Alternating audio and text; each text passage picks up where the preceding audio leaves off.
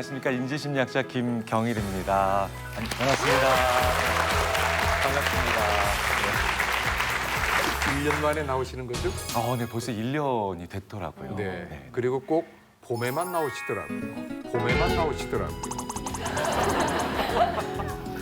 어떻게 보니까 진짜 그렇게 됐네요. 네. 그래서 제가 조금 우리 교수님에게 애칭을 한번 붙여봤습니다. 춘남, 춘남. 봄의 남자, 김춘남 교수님. 어때, 괜찮으십니까? 추남 아닌 게 어디예요? 추남 아닌 게 어디예요? 이게 같은 말이라도 한 3번, 4번 계속 반복하다 보면은 메타인지적으로 착각이 일어납니다. 실제로 그런 이름이 얼마든지 괜찮을 수도 있다. 그런 식으로 이해해 보도록 하겠습니다. 그 메타인지에 의해서 나는 춘남이다, 춘남이다, 춘남이다, 춘남이다 그러면 이제 김춘남이 되는 거죠? 그렇죠. 네. 아니요, 그게 아니고.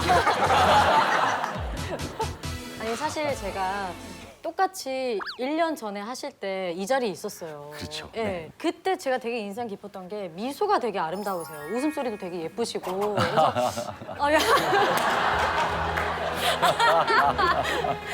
되게 특이하게 웃으실 때 입술을 아래 위로 같이 움직이면서 웃으시더라고요. 웃으시더라고요. 근데 진짜 한번 이렇게 이런 거. 본 강의에 앞서서 춘남 김경일 교수님께서 흥미로운 심리 테스트를 준비하셨다고 합니다. 어떤 거죠? 1976년 노벨 의학상 수상자가 굉장히 독특한 성격 검사를 하나 만들어내죠. 일종의 귀의 모양으로 사람의 성격을 추론하는 방법인데 처음에는 굉장히 많은 연구자들이 어떻게 귀의 모양으로 사람의 성격을 추론할 수 있을까 의심을 했는데 이게 사람의 귀가 여러 가지 막으로 되어 있습니다. 그러니까 우리가 일반적으로 고막이라고 얘기하죠. 그다음에 이제 그 안에 또 한 번쯤 들어보셨을 법한 이런 전정기관들이 사람의 안면 근육을 움직이면서 어떤 성격으로 쭉 진행되는가를 신경세포에 담아서 귀의 모양을 계속 변화를 시키죠. 그래서 귀 모양이 의외로 사람 성격에 대한 그런 정보들을 굉장히 많이 제공을 합니다. 네, 그럼 교수님 화면을 보면서 한번 테스트를 네. 해볼까요? 김지민 씨, 서신혜 씨, 에반 씨, 최정원 씨. 네. 이렇게 4분의 귀를 저희가 받았어요. 우리 서신혜 씨 보면은 딱 보면 보세요. 21살. 맑은 영혼이죠. 저는 서신혜 씨 귀가 아닐 수도 있지 않나요? 얼굴이 안 나오잖아요. 엄마 귀일 수도 있잖아요. 보세요. 21살. 딱 보면 귀 찍으라니까 귀 찍어서 보냈잖아요. 듬직해. 제가 귀를 찍어서 보내라고 했지 최정원 씨랑 김지민 씨는 굳이 자기 얼굴을 다 찍어서 보내셨어요. 그래서 심리학자 입장에서 보면 제일 말 잘 듣는 검사 대상자가 이제 서신혜 씨고요. 그다음에 에반 씨 조금 듣는 사람이고 나머지 최정원 씨랑 김지민 씨는 말 참 안 듣는. 그래서 그 성격 검사를 제가 이제 분석을 해서 하나씩 봉투에 담아왔죠. 사실은 성격 중에서도 뭐 그냥 외향적이다, 내성적이다 이런 내용은 뭐 크게 문제가 되진 않지만 약간 좀 민감한 내용이 있어서 그냥 내부는 각자 자기만 보셔야 돼요. 하나씩 제가 나눠드리겠습니다. 자, 네, 김지민 씨 성격이고요. 네, 그리고 에반 씨 성격, 네, 그다음에 서신혜 씨 성격, 그다음에 네, 최정원 씨 거. 네, 한번 쭉 읽어보세요. 본인 것만 한번 읽어보시면 됩니다.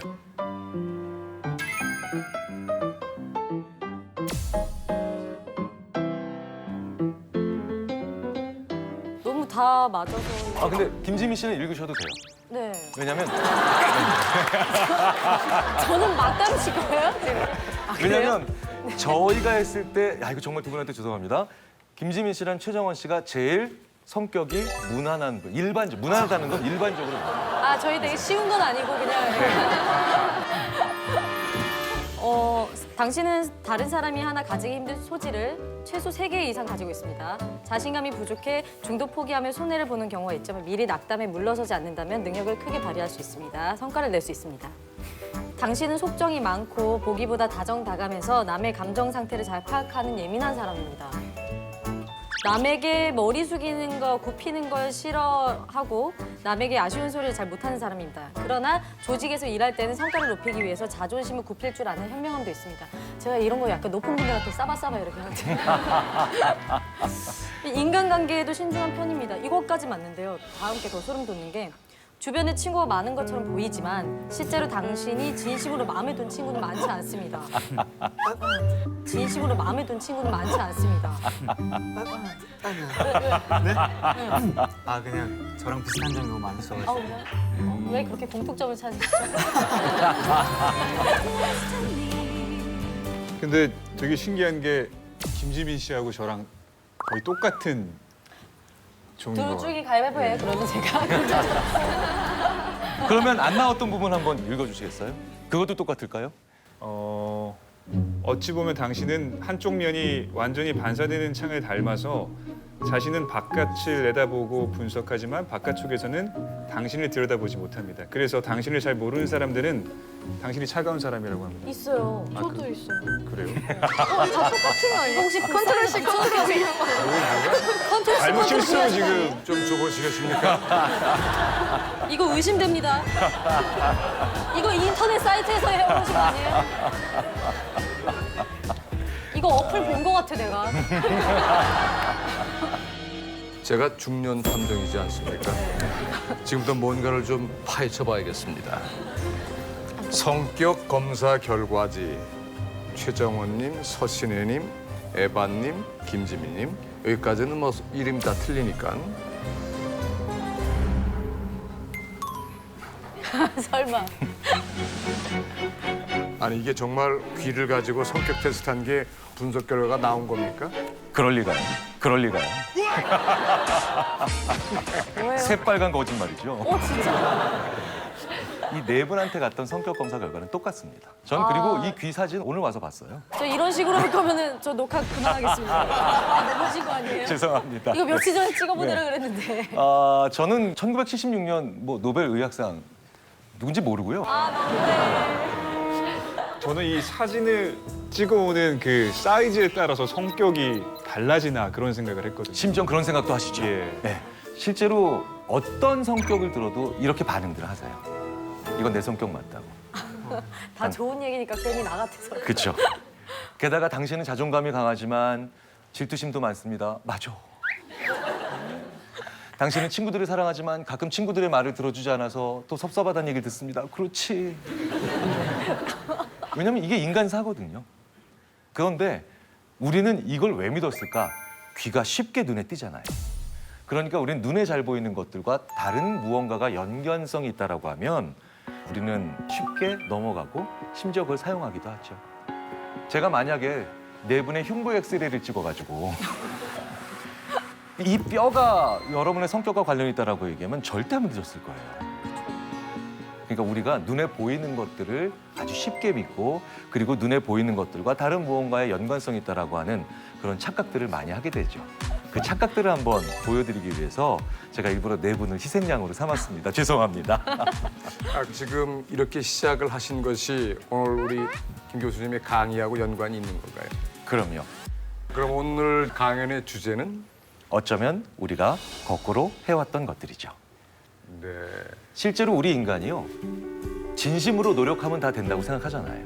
근데 진심으로 노력했는데도 안 되는 일 많았잖아요. 그래서 저희 인지심리학자들이 한번 생각을 해본 겁니다. 왜 노력해도 안 될까? 왜 진정성 있게 해도 안 될까? 이게 생각해 보니까 왼쪽으로 가야 되는 걸 오른쪽으로 가고 있는 겁니다. 앞으로 가야 되는데 뒤로 가고 있는 거죠. 우리가 지금까지 거꾸로 해왔던 것들이 너무나 많더라는 겁니다. 말과 행동들 중에. 그래서 이 노력에 그리고 진정성에 꽃을 피우게 할 수 있는 방향을 한번 제자리로 돌려놔보는 그런 저희 인지심리학자들이 알아낸 수많은 것들을 한번 오늘 말씀을 드려보려고 제가 이 자리에 왔습니다. IQ와 성격. 사람이 20살 넘으면 잘 안 변하는 게 있어요. 그게 바로 IQ와 성격입니다. IQ. 그래서 20살 넘으면 정기검사 받지 않죠. 사회나 국가나 시스템이 사람들로부터 무언가를 주기적으로 측정하고 있다는 건 거기에 변동성이 존재하기 때문이죠. 그래서 20살 넘은 사람들의 IQ를 거의 측정하지 않습니다. 그리고 이건 15살만 넘어도 잘 안 변한다고 보는 심리학자들도 있습니다. 그게 바로 성격입니다. 무슨 소리예요? 나 중학교 다닐 때 내성적이었어. 나 근데 직장 생활 한 10년 하다 보니까 나 이제 처음 만난 사람이랑도 얘기 잘합니다. 나 어렵지 않게 말을 시작하고 말하는 양 자체가 늘었어요. 나 그러니까 예전에 내성적인 성격에서 외향적인 성격으로 성격이 바뀐 거 아닌가요? 아닙니다. 이건 성격이 바뀌셨다기보다는 사회적 능력이 향상되신 거예요. 네. 매너도 사회적 능력, 예의범절도 사회적 능력이고요. 그리고 어떻게 말하고 들어야 되는가도 다 사회적 능력이죠. 이런 게 향상되신 거예요. 그래서 저희 인지심리학자들뿐만 아니라 상당히 많은 심리학자들은 아줌마가 되면 성격이 바뀐다 이런 말에 1%도 동의 안 합니다. 아줌마가 되시면 성격이 바뀌시는 게 아니라 절대 신공의 사회적 능력을 가지고 있습니다. 저 작년에도 충격적인 장면 봤어요. 지하철 2호선에서 제 앞에 60대 중반으로 보이는 중년 부인 두 분이 나란히 앉으셔서 마치 40년 지기 친구처럼 정겹게 대화하세요. 근데 이 두 분이 제 앞에서 3분 전에 만났어요. 근데 이게 돼요. 한 분이 귀신 같은 타이밍에 어머 가방 참 예쁘다. 그러니까 옆에 분이 가방 참 예쁘죠? 이러고 대화가 시작됐어요. 그래서 이 두 분은 서초역에서 만나서 이미 역삼역쯤 되니까 이미 며느리 얘기로 얘기가 흘러갔고 잠실역쯤 가니까 이제 북핵 문제를 걱정하시고 성수역쯤 가니까 거기서 한 분 내리시면서 깨끗하게 헤어져요. 이건 인간이 60대 이전에 절대 못 가지는 능력입니다. 그래서 꽤 많은 심리학자들이 IQ와 성격 이걸 기질이라고 부릅니다. 그런데 기질의 중요한 특징 중에 하나가 뭔지 아십니까? 부모한테 물려받는 거예요. 물려받는다는 건 뭡니까? 나도 배우자를 만나서 자녀를 낳으면 물려준다는 거죠. 그런데 전국의 수많은 부모들이 자기 자녀에게 가지고 있는 가장 큰 불만이 뭐예요? 넌 머리가 왜 이래? 넌 승질이 왜 이래? 말도 안 되는 얘기죠. 가해자가 왜 화를 내? 더 웃긴 건 피해자예요. 피해자가 이러고 있어요. 죄송합니다. 이 두 가지는 그렇기 때문에 사람의 미래를 예측하는 능력이 의외로 떨어집니다. 왜? 사람의 미래가 계속 변하잖아요. 근데 변하지 않는 고정값이 사람의 미래를 예측하기 어렵거든요. 그래서 우리가 가지고 있는 수많은 이런 상황적 요인들의 힘을 빌려야지 나의 IQ와 나의 성격 이걸로 모든 것들이 다 해결된다라고 하는 거 이게 바로 우리가 거꾸로 하고 있는 가장 대표적인 거죠. 우리 이렇게 얘기하잖아요. 성격이 안 맞아요. 저 친구는 성격이 이상해요. 그럼 벌써 사회로부터 도태당했겠죠. 그럼에도 불구하고 우리가 이렇게 생각하는 건 내가 그 사람과 성격이 안 맞는다는 건 내가 그 사람과 더 잘 맞는 상황을 못 들어가기 때문이에요. 그리고 저 친구는 성격이 이상하다고 느끼는 건 내가 저 친구와 갈등할 수밖에 없는 상황으로 들어가기 때문입니다. 그렇기 때문에 능력보다 상황의 힘이 더 무섭습니다. 인지심리학자들은 특히 그 사람이 가지고 있는 수많은 성격적인 측면, 그다음에 기초사고적인 측면 이런 것들보다 실제로 같은 사람이라도 어떤 상황에 들어가느냐가 훨씬 더 중요하고 더 강한 힘을 발휘한다고 생각을 하죠. 자, 보십시오. 인간과 대부분의 동물들이 굉장히 여러 가지 면에서 많이 다르다고들 하는데 인간과 다른 동물들의 차이점 어떤 게 있을까요?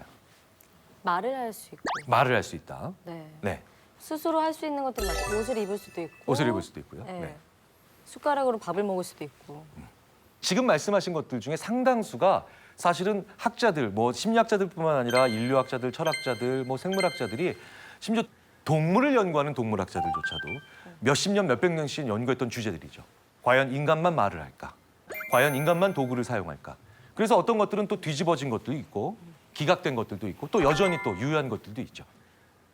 에반 씨는 어떻게 생각하세요? 다른 동물에 비해서 인간만 가지고 있는 특징. 자기 의지를 자기가 원하는 시점에 행할 수 있는 거. 오히려 반대로 할 수 있는 게 인간이 아닐까요? 자기가 생각한 거와 반대로 좀 할 수 있는. 반대로도 또 할 수도 네. 있는 거. 예, 예. 저는 인간이 가질 수 있는 건 가치관인 것 같아요. 가치관. 가치관과 네. 사상. 사상. 네, 네. 그러니까 아무래도 사회적인 일원으로서 각자의 임무를 맡고 성실하게 해낼 수 있는. 확실히 대학생이라서 이번 학기에 무슨 수업을 듣고 있는지가 딱 드러나는. 정말 여러 가지 인간과 다른 동물들의 차이점이 있죠. 지금 말씀해 주신 것들이 다 일부 맞고 또 일부 틀릴 수도 있는 여전히 학문적으로 논쟁이 되는 사실들 중에 하나입니다. 자, 근데 재밌는 건 인간은요. 직립보행을 시작하면서 의외로요. 뇌가 옥탑방으로 올라가요. 다른 네 발로 걷는 동물들은 심장과 뇌가 같은 층이잖아요. 근데 인간은 뇌가 올라가면서 심장으로부터 뇌에 혈액이 공급되는 루트가 고비용 저효율 내연기관처럼 됩니다. 그래서 인간은 생각을 할수록 에너지를 많이 소모해요. 근데 재밌는 건 호모사피엔스 우리 인간의 역사 동안 인간이 무슨 이유로 많이 죽었냐는 거예요.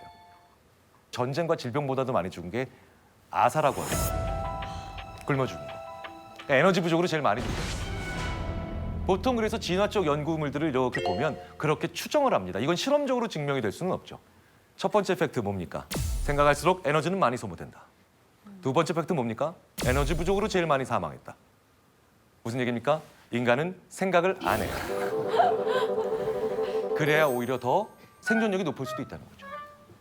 그래서 우리 인간의 뇌는 여전히 원시 수렵 상태에 있는 뇌라는 표현을 많이 합니다. 여전히 땅에 떨어진 거 주워 먹는 거 좋아하는 뇌고 속된 별로 멍 때리는 거 좋아하는 뇌예요. 그래서 인간은요. 욕구가 있을 때만 생각을 한다는 표현을 많이 해요. 욕구가 없으면 생각을 잘 안 합니다. 자, 그러니 아이들이 멍 때리고 있을 때 어떻게 얘기하셔야 돼요? 너 오래 살겠구나. 인간은 그래서 에너지를 줄이기 위해서 엄청나게 많은 의외의 단서들을 지난 수만 년 동안 만들어놨다고 합니다. 생각을 많이 쓰지 않기 위해서. 그래서 이렇게 얘기하는 사람들도 있죠. 학자들도. 인간이 호모사피엔스인데 그 라이벌 네안데르탈인을 더 적은 뇌의 용량과 더 약한 몸으로도 이길 수 있었던 이유 중에 하나가 협동이다. 인간은 협동의 기제를 만들어냈다. 심지어는 이 호모사피엔스가 그래서 개와 협동한 유일한 종이라는 거예요. 그러니까 다른 동물과 협동을 하는 종이 거의 없거든요. 그래서 호모사피엔스가 네안데르탈인을 이긴 이유 중에 하나를 개라고 하는 동반자를 만들었기 때문에 그리고 개와 협동했기 때문이라고 보는 학자들도 있습니다. 그래서 개는요 어느 정도 인간과 협동이 잘 됐냐면 인간 사이에서 일어나는 현상들이 개와 인간 사이에서 일어나는 경우도 있어요. 가까운 사람들 그리고 일적으로 협동을 많이 하는 사람들 사이일수록 한 사람이 하품을 하면 옆에 사람이 이유도 알지 못한 채 자꾸 하품을 따라합니다. 왜? 저 사람과 협동하는 사이니까 뭐예요? 신체적인 반응도 같이 하려고 한다는 거죠. 근데 놀라운 건 애완견들이 이런 행동을 보인다는 거예요. 그래서 주인이 하품을 하면 그 집에서 키우는 애완견이 같이 하품을 하는 경우가 상당히 많이 관찰이 됩니다. 이런 현상들을 보여주는 건 굉장히 많습니다. 제가 서울대학교 진화 인류학자 장대익 교수에게 들은 얘기 중에 제일 저의 기억에 오랫동안 남아있는 것 중에 하나가 그렇기 때문에 심지어 인간은 눈이 흰자위가 많아요. 근데 재밌는 건 다른 대부분의 동물들, 심지어 인간 다음으로 똑똑하다는 침팬지나 아니면 고릴라들도 눈에 흰자위가 거의 없습니다. 장대익 교수가 저한테 이렇게 얘기해 주더라고요. 왜 인간만 눈이 이렇게 생겼을까, 김 교수? 그러게. 그런데 장대익 교수가 저한테 이런 얘기를 해줍니다. 바로 내 패를 더 잘 들통나게 하게 만들기 위해서. 그러니까 내 패가 잘 보인다, 내 의도가 쉽게 들통난다는 건 상대방이 나와 같은 생각을 하기 쉽게 만들기 위해서 눈을 이렇게 진화시켰다는 것이 관련 분야 연구자들의 가설이라는 거예요.